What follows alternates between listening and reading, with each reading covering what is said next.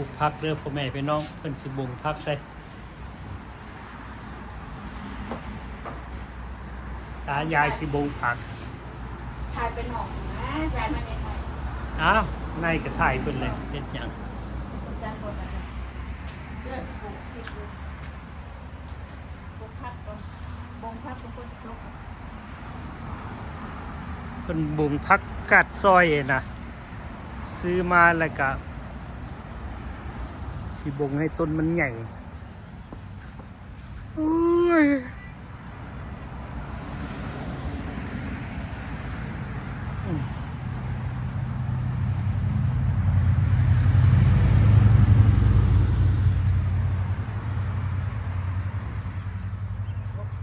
มันใหญ่เลย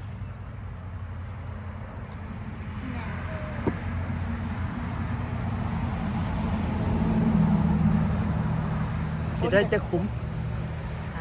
สิปลูกได้จะคุ้มนี่ โอ้โตลาย หลายปะ ลายเลยนี่มันหน่อยเลยตัวมันใหญ่เลย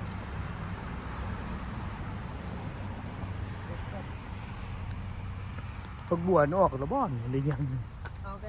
ออกแล้ว ที่ได้บนจะปลูกผักกันเนี่ยเนี่ย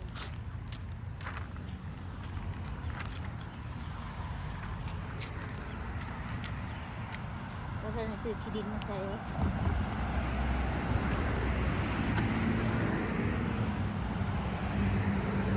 รวมพวกพดตกนี่แหละมันนั่นนะมันติดดิน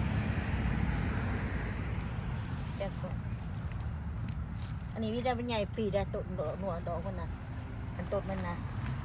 เดี๋ยวก่อน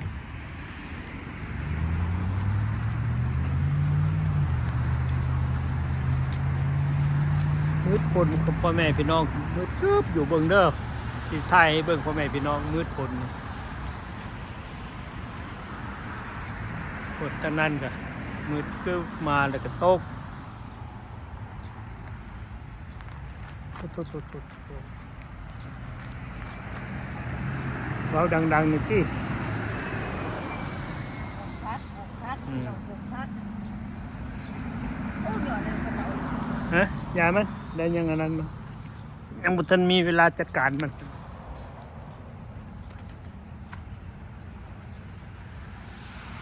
เด็ดหน่อไม้ฝรั่งพ่อแม่พี่น้องหักกิน2-3เทื่ออะไรนะนี่ต้นกระเลบเด้อพ่อแม่พี่น้องซื้อมาปลูกบุทันเฮ็ดข้างใส่นี่ก็ต้นขี้หูดภายในเดินบ้านเนี่ยมันบ่ได้ไปทางใดไอ้ตูนี่ปลูกผักโอ้ยหนาว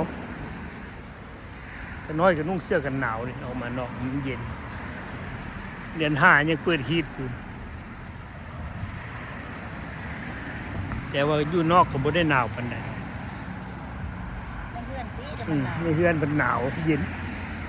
มันเป็นเฮือนดินมันจะเย็นเลยพวกแม่พี่น้อง ปลูกผักกาดเด้อผักบิบิซอยบิบิซอยได้นี่ ที่มองไปนอกนั่นไม้ทางหลังไปใบขอบ ใบเต็งอันนี้เต็งปลายางนี่ อืม ใบนี่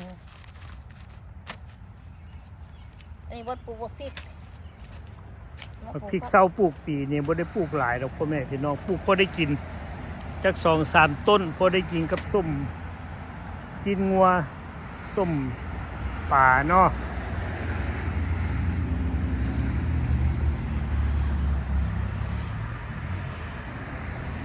ปลูกบิบิซอยก่อน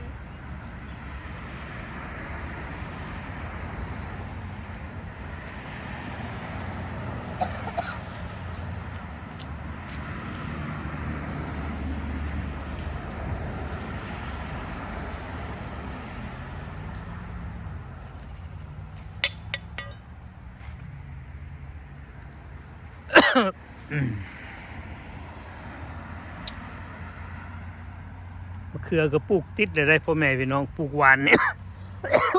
จะปลูกหวานนี่ได้หน่อยฮะ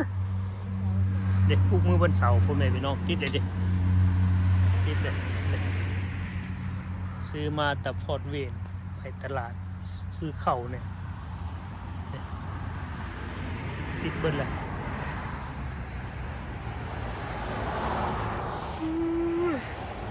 แล่นวุ่นวัน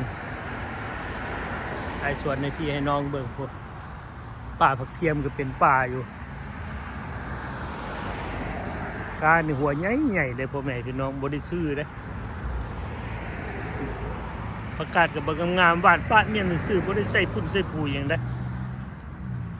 เห็นบ่อันนี้ก็สิไว้ปลูกหยังเฮ้ยในทางตัวนี้ไปปลูกผักบงบ่นี่หัวสิไข่อันนี้พ่อแม่พี่น้องปลูกมันปลากระเทียมจะแม่นมันหลายผักกาดก็ขึ้นน้ำกัน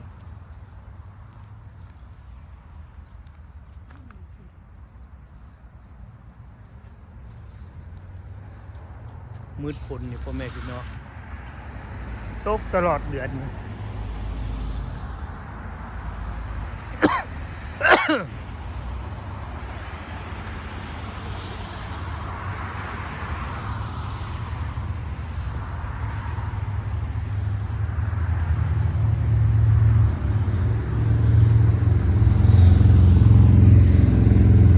ป้ามันชอบเป็นเบียบพริก ฮะ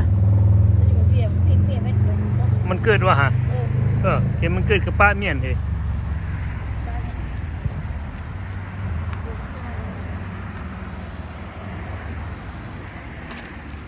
พวกลายกินเบิดอยู่บ่เฮ้ย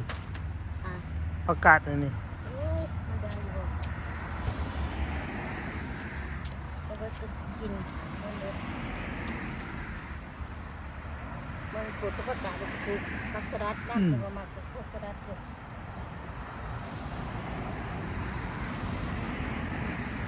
ยามแรงมากก็คือจังซี่เฮ็ดหัวเฮ็ดสว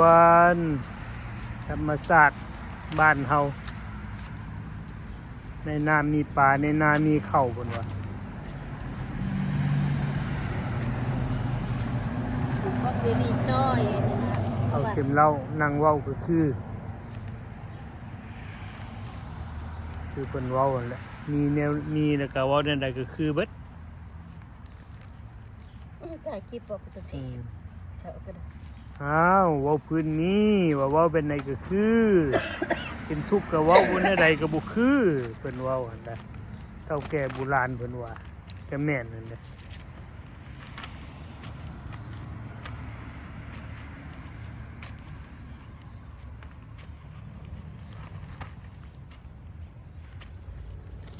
ว่าซื้อต้องเป็นแป้งแป้ง เออ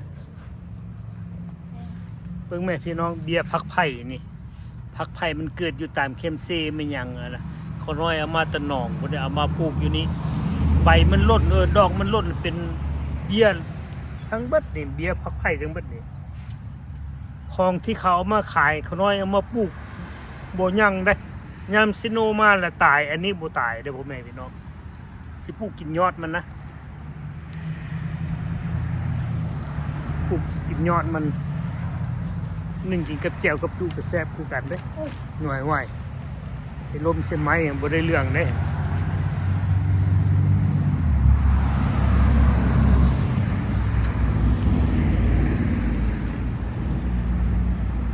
ก็มันติดก็โตขึ้น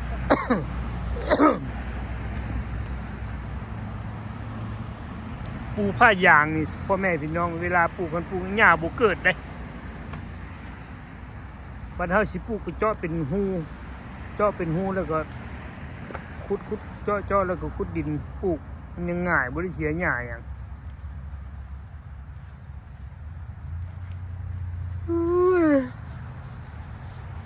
ของไม่ได้เติมด้วย อืม ไม่เบียบพริกเลย แต่มันมีเบี้ยบางทีก็บ่ต้องขุดมัน ที่มีฟุตโตนะทีมไทยเบียบพริก ตัวนี้ได้แม่นบ่เบี้ยบางทีครับเออ เร็วได้เท่าไหร่ ได้10เด้อ ลูกน้อยหนึ่งก่อนว่าปลูกมาได้หน่อยยังไม่กินว่าท่าน มีต้นมะขามพวกแม่พี่น้องเป็นดอกหลายมันหนาวมาว่างหนึงล้นหลายจับก็บ่หลายในปีนี้ปีกายก็บ่จับหลาย ยังบ่จับอยู่ ว่าบ่จับจังหน่อยปีกายนี่ บ่จับคนหน่วย อืม เอาไปล้างน้ำพ่น ขอบใจญาติพี่น้องที่ติดตาม ขอบใจเด้อพี่น้องมาปลูกผักดูปลูกเท่าหน่อยปลูกว่าสิไปปลูกกันผักกันแน่ผักสลัดดีพี่แห้งช่วยไปมาแนะนำให้ด้วยพี่น้อง